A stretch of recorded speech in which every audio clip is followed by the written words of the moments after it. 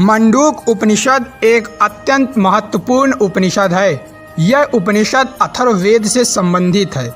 इसलिए जिस प्रकार अथर्ववेद में ब्रह्म को विस्तार से समझाया गया है, इसमें भी ब्रह्म को विस्तार से बताया गया है। इस उपनिषद में ब्रह्म को ही सबसे महान और अक्षर कहा गया है। ब्रह्म ही सभी प्राणियों का स्वामी है। मंडूक उपनिषद के अनुसार ब्रह्म से ही सब कुछ उत्पन्न होता है और ब्रह्म में ही सब कुछ विलीन हो जाता है। ब्रह्म ही सब कुछ है।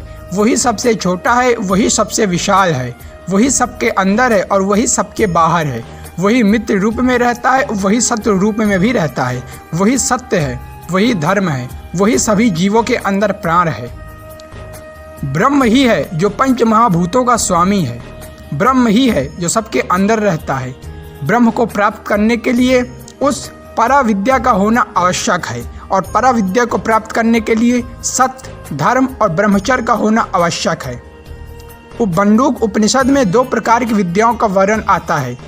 ग्रांथिक विद्या, जिसे अपरा विद्या कहते हैं, इसमें वेदों और उपनिषदों के अध्ययन को कहा जाता है, और पराविद्या जो कि मात्र भक्ति से प्राप्त होती है और इसे आध्यात्मिक ज्ञान कहते हैं।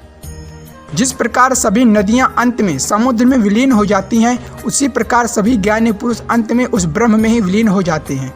यह संपूर्ण सृष्टि ब्रह्म के अंदर ही है और उसी के अनुसार चलती है। विश्व प्रसिद्ध सत्यमेव जयते मंडूक उपनिषद से ही लिया गया है।